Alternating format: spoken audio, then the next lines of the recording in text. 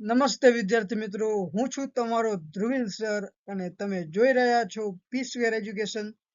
આજે આપણે કોઈ સામાન્ય વિષય નથી ભણવાના, પણ આપણે પૃથ્વીના રહસ્યો ખોલવાના છીએ. વિચારો, જો તમારી પાસે એક મોટું જંગલ હોય અને તમારે તેમાંથી રસ્તો શોધવો હોય તો તમે શું કરશો? તમે એક નકશો બનાવશો અને તેને નાના નાના વિભાગોમાં વહેંચશો. બસ, ભૂગોળમાં પણ આ જ રીતે કંઈક કામ થાય છે. ગયા લેક્ચરમાં આપણે જોયું કે ભૂગોળ શું છે, પણ આજે આપણે જાણીશું કે તેને ભણવાની સૌથી વૈજ્ઞાનિક રીત કઈ છે. અને એ રીત છે પદ્ધતિસર અભિગમ. આ વિચાર આપણને આવ્યો હતો કે જર્મનીના મહાન વિદ્વાન એલેક્ઝાન્ડર વોન હમ્બોલ્ટના. તો મિત્રો, આજે આપણે 1 કલાક સુધી પૃથ્વીના અલગ અલગ રૂપોની સફર કરવાના છીએ. તમારી નોટબુક અને પેન તૈયાર રાખજો. સ્ટાર્ટ કરીએ.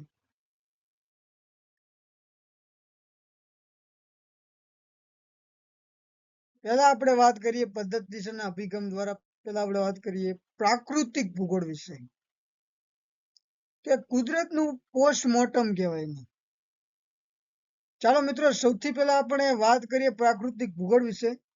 જે તત્વો માણસે નથી બનાવ્યા પણ કુદરતની ભેટમાં આપ્યા છે, તેનો અભ્યાસ એટલે પ્રાકૃતિક ભૂગોળ. સમજ્યા? તેમાં પણ કેટલી બાબતોનો સમાવેશ થાય છે. પહેલી બાબત છે ભૂ સ્વરૂપ. શું તમે ક્યારે વિચાર્યું છે કે હિમાલય આટલો ઊંચો કેમ છે, અથવા નદીઓ પહાડોને કેવી રીતે કાપે છે? અહીં આપણે પૃથ્વીના પર્વતો, મેદાનો અને ઉચ્ચ પ્રદેશોની રચના સમજીશું. બીજું આપણે સમજવાના છીએ આબોહવા, તેને કહેવાય ક્લાઇમેટોલોજી વિજ્ઞાન. કે ઉનાળામાં ગરમી કેમ પડે છે, વરસાદના વાદળો કેવી રીતે બંધાય છે. તો આ બધું આ શાખામાં આવશે, આબોહવા વિજ્ઞાનની અંદર. ત્રીજું આવે છે જળ વિજ્ઞાન, જેને કહેવાય છે હાઇડ્રોલોજી. કે પૃથ્વી પરનું 71% પાણી મહાસાગરોમાં આવતી ભરતી ઓટ અને ગરમ ઠંડા પ્રવાહો કેવી રીતે માછલીઓ અને જહાજોને અસર કરે છે, તે અહીં શીખીશું. ઓકે. ચોથું આપણે શીખવાના છે જમીન વિજ્ઞાન, જેને કહેવાય સોઇલ જીઓગ્રાફી. ખેતી માટે કઈ જમીન બેસ્ટ છે? જમીન બનતા હજારો વર્ષ લાગે છે, તે પ્રક્રિયા આપણે અહીં વિગતવાર જોઈશું. ઓકે. પહેલા વાત કરીએ ભૂ સ્વરૂપના વિજ્ઞાન વિશે. તો ભૂ સ્વરૂપ એ પૃથ્વીનો શું છે? ચહેરો છે મિત્રો, જેને કહેવાય જીઓમોર્ફોલોજી. એક મિનિટ જો.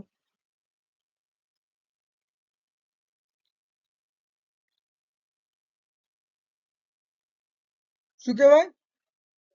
જીઓમોર્ફોલોજી. કલ્પના કરો કે પૃથ્વી એક કલાકાર છે અને તે સતત શિલ્પો બનાવે છે. વાર્તાથી આપણે સમજીએ કે ક્યાંક પૃથ્વીના પેટર્નમાં એવી હલચલ થાય છે કે જમીન ફાડીને હિમાલય જેવા ઊંચા પર્વતો બહાર આવે છે. સમજ્યા? અને બીજી બાજુ એક હોશિયાર કારીગરની જેમ પથ્થરોને કાપીને સુંદર ખીણો અને મેદાનો બનાવે છે. તો આ વિભાગમાં આપણે એ જ જોવાનું છે કે પૃથ્વીનો આ ચહેરો, પર્વતો, ઉચ્ચ પ્રદેશો અને મેદાનો સમય જતા કેવી રીતે બદલાય છે. બીજું છે આબોહવા વિજ્ઞાન. તો એ શું કહેવાય? આબોહવા એ પૃથ્વીનો શ્વાસ કહેવાય, જેને કહેવાય ક્લાઇમેટોલોજી. સમજ્યા? કે વિચારો કે પૃથ્વી પર હવા ન હોય તો આ હવા જ પૃથ્વીને જીવંત રાખે છે. સૂર્યના તાપથી સમુદ્રનું જે પાણી જે હોય એ વરાળ બનીને આકાશમાં જાય છે, વાદળો બને છે અને તે પછી જ પાણી પૃથ્વી પર વરસાદ સ્વરૂપે પાછું આવે, બનીને વરસે છે. ક્યાંક પવન એટલો તેજ હોય કે વાવાઝોડું લાવે, તો ક્યાંક મંદ લહેરો ઠંડક આપે. આબોહવા વિજ્ઞાન આપણને એ સમજાવે કે પૃથ્વી કેવી રીતે શ્વાસ લે છે અને કેવી રીતે આપણું વાતાવરણ આપણને સુરક્ષિત રાખે છે. ત્રીજું જે વિજ્ઞાન છે જળ વિજ્ઞાન વિશે. કે જળ એ આપણા માટે પૃથ્વીની નસ કહેવાય, નસ તરીકેનું કામ કરે. જેમ કે આપણા બોડીની અંદર જે નસ લોહી પહોંચાડવાનું એક જગ્યાથી બીજી જગ્યાએ લોહીને પહોંચાડવાનું કામ કરે છે, એવી રીતે પાણી એક જગ્યાથી બીજી જગ્યાએ વહીને પહોંચાડવાનું કામ કરે છે, એક વિસ્તારથી બીજા વિસ્તાર સુધી. કે પૃથ્વી પરનું જે પાણી એ તેની નસો વહેતા લોહી જેવું છે. સમજ્યા? કે વાર્તા થી આપણે સમજીએ એક્ઝામ્પલ તરીકે કે પૃથ્વી પરનો 71% જે ભાગ છે તે પાણીથી ભરેલો છે, અને એમાં અફાટ મહાસાગરોમાં આવતી ફરતી ઓટ જાણે પૃથ્વીનું ધબકતું હૃદય છે. સમુદ્રના ગરમ અને ઠંડા પ્રવાહ આખી દુનિયામાં આબોહવાને કંટ્રોલ કરે છે.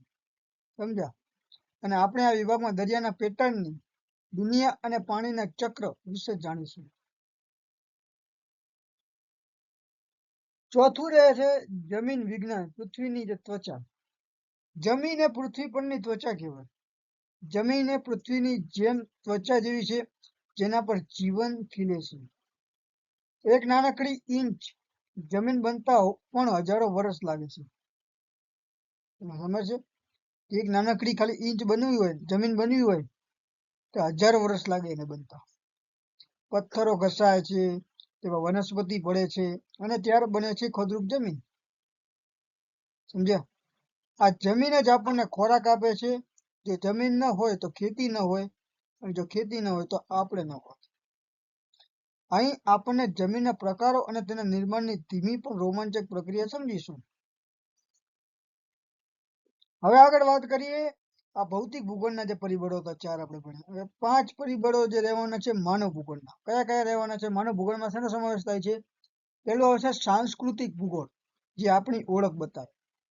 બીજું છે વસ્તી વિષયક ભૂગોળ, જે માણસનું જાળું બતાવે કે કેટલા વ્યક્તિઓ રહેતા હોય છે પૃથ્વી પર, સંખ્યા કેટલી છે એમ. ત્રીજું છે આર્થિક ભૂગોળ, જે પેટનો ખાડો પૂરવાની મથામણ છે. ચોથું છે વસાહત ભૂગોળ, ગામડા અને શહેરોની વાત, કે શહેરોમાં કેટલી વસ્તી છે, ગામડાઓમાં કેટલી વસ્તી છે. પાંચમું છે રાજકીય ભૂગોળ, સરહદોનું ખેંચતાણ. હવે વાત કરીએ સાંસ્કૃતિક ભૂગોળ વિશે. કે વિચારો કે તમે કચ્છના રણમાં છો અને પછી અચાનક કાશ્મીરના બરફમાં પહોંચી જાઓ છો. શું તમારા કપડાં અને ખાવાનું એક સરખું રહેશે? કુદરતે આપણને પર્યાવરણ આપ્યું, પણ એ માણસે તેની ઉપર પોતાની સંસ્કૃતિનો રંગ ચડાવ્યો. રાજસ્થાનમાં ગરમી વધુ છે એટલે ત્યાંના લોકોના કપડાં અને રહેણી કરણી અલગ છે. જ્યારે આસામમાં વરસાદ વધુ છે એટલે અહીંયા ત્યાંના ઘરો પણ અલગ છે. આ શાખામાં આપણે જોઈશું કે કેવી રીતે ભૂગોળ આપણી ભાષા, ધર્મ અને તહેવારોને નક્કી કરે છે. સમજ્યા? હવે વાત કરીએ વસ્તી વિષયક ભૂગોળ, જે માણસોનું જાળા વિશે બતાવે છે. કે પૃથ્વી પર 8 અજબથી પણ વધુ લોકો રહે છે, પણ શું તે બધે સરખા વહેંચાયેલા છે? નહીં. માણસ હંમેશા ત્યાં જ રહેવાનું પસંદ કરે છે જ્યાં તેને પાણી, ખોરાક અને અનુકૂળ આબોહવા મળે. એટલે કે નદી કિનારે મોટા શહેરો વસ્યા છે, જ્યારે રણ કે પહાડો વસ્તી ઓછી છે. આ જોવા મળે છે ને? નદી કિનારે વધુ વસ્તીઓ જોવા મળે છે, અને જે રણ પ્રદેશ હોય, જ્યાં પાણીની અછત હોય, પહાડો વાળો એરિયા હોય, ત્યાં વસ્તી ઓછી જોવા મળે છે. તો અહીં આપણે જાણીશું કે વસ્તી કેમ વધે છે, લોકો એક દેશમાંથી બીજા દેશમાં કેમ જાય છે, અને ભવિષ્યમાં વસ્તી વધારો પૃથ્વી માટે એવો પડકારો બનશે. ત્રીજી વસ્તુ આપણે અહીંયા જોવાના છીએ આર્થિક ભૂગોળ, પેટનો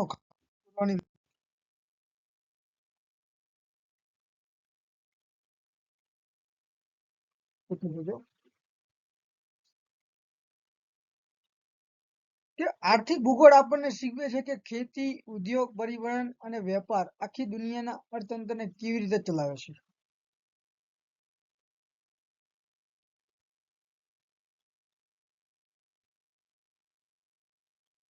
જીવવા માટે માણસ કંઈક તો કામ કરવું જ પડશે, પણ તે કામ પણ ભૂગોળ જ નક્કી કરે છે. સમુદ્ર કિનારે રહેતો માણસ માછીમારી કરશે, ફળદ્રુપ જમીન પર રહેતો માણસ ખેતી કરશે, અને ખનિજો વાળી જમીન પર રહેતો માણસ ખાણકામ કે ઉદ્યોગ કરશે. વાલા વિદ્યાર્થી મિત્રો, ઘણાને એવું લાગે છે કે ભૂગોળ એટલા માત્ર નકશામાં લીટા કરવા કે નદીઓના નામ ગોખવા પણ સાચું કહું કે ભૂગોળ એ જીવન જીવવાની કળા છે. જો તમને ભૂગોળ સમજાઈ ગયું તો તમને આખી દુનિયા સમજાઈ જશે. ચાલો કે ભૂગોળ આપણા માટે કેમ આટલું મહત્વનું છે હવે ટોપિક વિશે આપણે વાત કરીએ. ઇમ્પોર્ટન્ટ નો ટોપિક આ રહ્યો છે. તો પહેલી વસ્તુ તમને કહું કે આપણી પૃથ્વીને ઓળખવા માટે આપણે શું કરીશું? માટે આપણે જે ગ્રહ પર રહીએ છીએ તેને સમજવું એ આપણી પહેલી ફરજ છે. પૃથ્વી પર કયા પર્વતો છે, કયા રણ છે અને કયા ઊંડા સમુદ્રો છે, તો આ બધું જાણવાથી આપણને આપણી મર્યાદાઓ અને શક્તિઓની ખબર પડે છે. ભૂગોળ આપણને સમજાવે છે કે પૃથ્વી માત્ર પથ્થરોનો ગોળો નથી પણ એક જીવન તંત્ર છે. બીજું મહત્વની વસ્તુ આમાં શીખવા જેવી છે કે પર્યાવરણીય જાગૃતિ, જેને કહેવાય એન્વાયરમેન્ટલ અવેરનેસ. શું કહેવાય? Environmental awareness. કે આજે આખી દુનિયામાં ગ્લોબલ વોર્મિંગ અને પર્યાવરણ પ્રદૂષણથી પરેશાન છે. ભૂગોળ ભણવાથી આપણને સમજાય છે કે આપણે એક નાની ભૂલ, જેમ કે પ્લાસ્ટિકનો ઉપયોગ વધુ પડતું પ્રદૂષણ, આખી પૃથ્વીના તાપમાનને કેવી રીતે બદલી શકે છે. જો આપણે ભૂગોળ જાણીશું તો જ આપણને આવનારી પેઢી માટે પૃથ્વીને બચાવી શકીશું.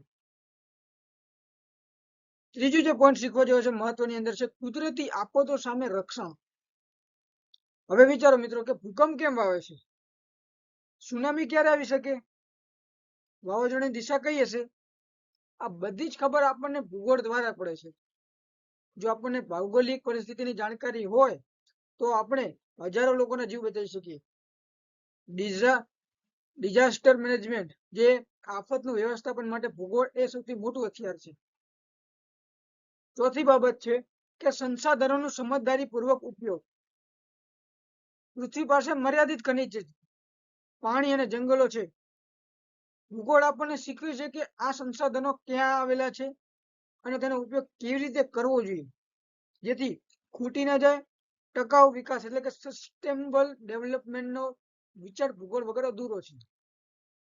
ટકાઉ વિકાસ જેને ગુજરાતીમાં કહેવાય, સસ્ટેનેબલ ડેવલપમેન્ટને ટકાઉ વિકાસ કહેવાય. પાંચમી વસ્તુ છે કે વેપાર અને અર્થતંત્રમાં ઉપયોગી. સમજ્યા કે કોઈ પણ દેશનો વિકાસ તેના ભૌગોલિક સ્થાન પર આધાર રાખે છે.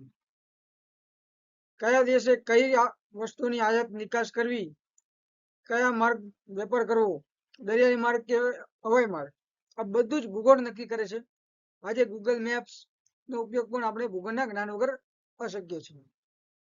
છઠ્ઠો પોઈન્ટ આપણે શીખવા જેવી વસ્તુ છે કે વિવિધ સંસ્કૃતિ પ્રત્યેનો આપણે આદર. કે જ્યારે આપણે જાણીએ છીએ કે દુનિયાના અલગ અલગ ભાગમાં લોકો કેમ અલગ રીતે રહે છે ત્યારે આપણા મનમાં તેમના પ્રત્યે આદર વધે છે. ભૂગોળ આપણને વૈશુદેવ કુટુંબકમ એટલે કે આખી પૃથ્વી એક પરિવાર છે ની ભાવના શીખવે છે. તો વિદ્યાર્થી મિત્રો, ભૂગોળ માત્ર પરીક્ષામાં પાસ કરવા માટેનો વિષય નથી પણ એક જાગૃત નાગરિક બનાવવા માટેનું એક પગથિયું છે. જે માણસ ભૂગોળ જાણે છે તે ક્યારેય રસ્તો નથી ભટકતો, પછી તે જંગલમાં હોય કે જીવનમાં.